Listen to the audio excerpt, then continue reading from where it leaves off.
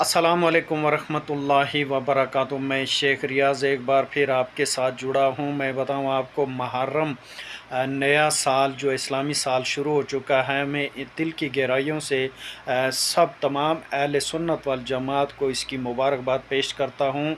साथ ही मैं बताऊँ ये मुहर्रम जो अभी इसकी बहुत बड़ी फ़जीलत है। इसके अंदर 10 मुहर्रम की तो और ही ज़्यादा तारीख़ और ही ज़्यादा इसकी फ़जीलत है।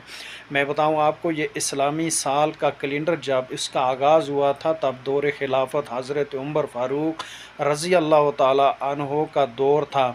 मैं बताऊँ उनके दौर में जो ये मुहर्रम इस्लामी साल का जो कैलेंडर तैयार हुआ, उसके बाद मैं आपको बताऊँ कि इस्लामी 4 महीनों में से एक बहुत ही मुक़द्दस वाला महीना इस्लामी महीना ये जो है मुहर्रम का है।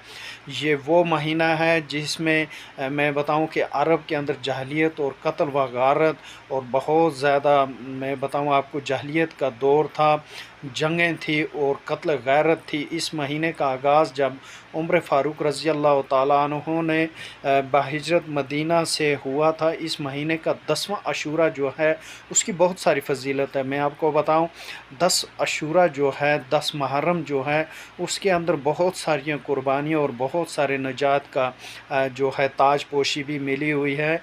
ये महीना मुक़द्दस महीना है। इसके अंदर इबादत और इसका एहतराम करना बहुत ही ज़्यादा उसकी फ़जीलत और बहुत ही 10 मुहर्रम वो दिन है जिसके अंदर एक तारीख़ रकम हुई है, जिस दिन पूरी दुनिया को हिला के रख दिया, जिसका आखिरत और दुनिया की पहचान हुई, इस्लाम का झंडा बुलंद हुआ।